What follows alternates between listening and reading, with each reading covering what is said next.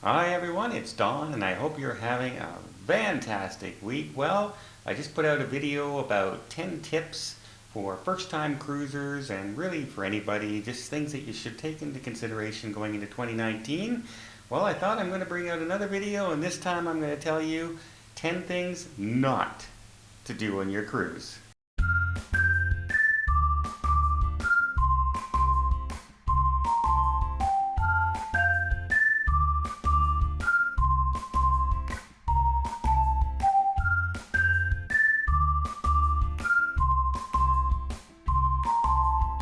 Number one, with all the stories in the news right now of people falling overboard and lost at sea this time of year, uh, look at the picture that a fellow subscriber sent to me about this gentleman sitting on the railing. What are you thinking? Like, this is just an accident waiting to happen. I don't understand people who think that they're immune to anything possibly bad ever happening. I'm too cool for school kind of thought. But yeah, there's people like this all over the place. So, number one, don't put yourself in a dangerous situation to sitting or trying to get a selfie with your camera and your phone. It's just not worth it. Just don't do it. Number two, don't stand 2 inches from the elevator door waiting for the elevator, and then when the door is open and people are trying to get off, you're blocking them from getting in. And besides that, don't try and get into the elevator before somebody gets off, especially when there's people in there with a scooter or a wheelchair or walkers. Why are you blocking the door? Stand to the side, let the door open, let people get out, and then you can get in. There'll be plenty of room. You don't have to stand 2 inches from the door. Oh, this is really a pet peeve of mine. Also, if you're getting on deck 2 and you're going up to deck 15, don't stand directly in front of the door. Move to the back of the elevator because you're probably one of the last people to get off the elevator. So why are you that person in front having to move every time you stop at a different floor? Yeah. Number three, don't bring any kind of drugs onto the cruise. We're not just talking harder stuff like cocaine or whatever. Marijuana, it may be legal in Canada, it may be legal in the state you live in. It's not legal on the cruise ship. You can't bring it in. First of all, it'll be confiscated. Second of all, you may be denied entry onto the cruise ship. Third of all, and worst of all, you may get arrested, depending on where they discover it. So it's just not worth the risk. And that goes for purchasing it on a shore excursion as well. Just because you're in Amsterdam doesn't mean you can bring it back to the cruise ship when you get there. I've seen people try. Number four, one everyone should think about. When you're getting off the ship, make sure you find out what time you have to be back on the ship. You don't want to be this pier runner. You don't want to be running for the cruise ship and trying to be that last person. First of all, it's embarrassing. You're going to be booed by everyone standing up on deck and on the balconies. And worst case scenario, you can see your ship sailing off in the distance and you're stuck in a foreign port with probably very little money. Maybe your credit cards are on you, but it's going to cost you an awful lot of money to catch up to that cruise ship or fly home. Just be on time. We say this all the time, but there are always people late for the cruise. Number five, this may come as a surprise, especially to a lot of younger people, but don't wear camouflage pants. That's right, it may look really cool on Jay-Z and Beyonce and all them, but in some ports, it can actually get you arrested. They're illegal in Barbados, they're illegal in Jamaica, in Trinidad and Tobago. You can't wear cargo pants in these countries for certain reasons. So yeah, don't wear cargo pants on a cruise ship. Another good tip is when you're on these shore excursions, you should know better than to drink the water. That's any kind of water. You may be very hot and you're out in the middle of this beautiful park in this very touristy area, but the water in that drinking fountain might make you sick. So keep away from it. Don't drink any kind of water other than bottled water when you're on a shore excursion. you just can come down with some very nasty things. Here's another one. This one really annoys me because I like to eat at the buffet. In the buffet, every single plate, all along the buffet, have tongs and spoons and ladles to get your food and sauces. You don't touch anybody's food. Don't touch any food out there.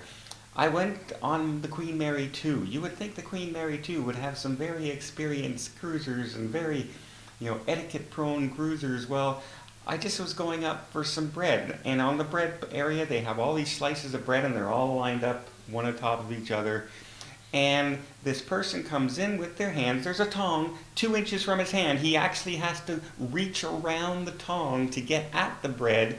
He flips 2 or 3 slices, grabs the 2 slices behind it, takes them and brings them out for his plate. So needless to say, I didn't get any bread because of that jerk on the cruise ship. And yeah, if you're that person touching food, I hate to say it, but you're being a jerk because to top it off, after he grabbed his bread and he put it on his plate, he walked away going, "Thank you very much for touching the food," when you're coughing. Good job. Number 8, don't flash cash around when you're on your shore excursions or even on the boat. Don't wear expensive jewelry to the beach and into town when you're wandering around exploring. You're just asking for trouble. I actually talked to somebody once who liked to flash their cash around, and when I asked them why, he says, well, because when I'm shopping, this lets them know I'm a serious shopper and I have the money to pay for what I'm looking for. So they're going to pay attention to me. Yeah, they're going to pay attention to you, all right, and so are the 4 guys ready to rob you outside the store, just sitting there watching you flash all your money. Not a great idea. Number 9, don't ignore warning signs. When an area of the ship is roped off and it says do not cross, don't just lift it up and go. On the Queen Mary 2, they closed the decks because it was so windy upstairs that it literally could blow you across the floor and even possibly overboard. Not very likely, but possibly. The winds were that strong. I'm very, very stable on my feet, and I was walking against the wind even on the days we were allowed out on the deck. And these other days, the wind was way stronger.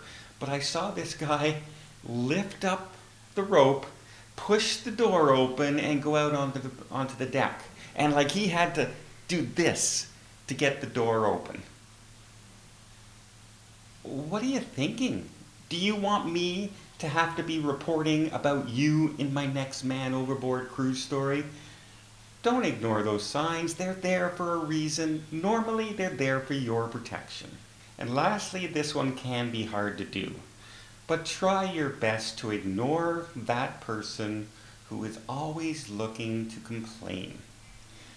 Nothing is worse than sitting down to dinner with somebody, having a really nice meal, a good conversation, except for that one person who has to try and bring down everybody at the table. Oh, I don't really like the choices of food here. The wine is really expensive compared to what I can get someplace else. He's not very fast bringing us the coffee, is he? It's not very well lit. You know what? It's really noisy in here. I can't really talk to you across the table because the table's too big. I hate it when people arrive 5 minutes late for dinner and they're still sitting down while I'm sitting down eating. Don't you just hate that? Oh, they only have 6 choices of dessert and none of them really suit my... Oh my God, shut up! And you notice how those stories that they always, well, I don't like to complain, or I never complain, but it's always that but. But yeah, you do like to complain because you're always doing it. So if you can avoid those people, I actually have had myself removed from the table and put to another table because I sat beside somebody. The first night, I let it go. Second night, the exact same thing. Nothing was good enough. don't like to complain, but complain the whole time we're sitting there for the entire 2-hour dining experience. By the third night, I decided, I had told the maitre d' I can't sit there anymore, I need someplace else, because I don't want to come to dinner and have to listen to this every time. And that goes for even people you're traveling with. If you know they're going to be negative all the time, well, sit a little further away, sit someplace else. Suggest they do something that they might enjoy and let you enjoy your cruise, because it can ruin your entire trip. So try not to be that way. Try and be positive. This is a negative video, yet I'm trying to be positive? I don't understand, but you get my drift. So there you go. There's 10 things to try not to do on a cruise. Never touch the food with your hands in the buffet. Never just stand in front of the elevator like 2 inches from the door waiting for it. Those things you just shouldn't do. It's common sense. Don't flash cash around. Don't lean over the railing to get a good selfie picture way over on the side of the deck. You're just asking for trouble, and all these things can make for an unenjoyable cruise, so why do them? So I hope you liked this video. If you did, please give it a thumbs up. If you want to see more tips, more tricks, more travel vlogs from around the world, please hit that subscribe button. Until next time, have yourself a safe and a great vacation.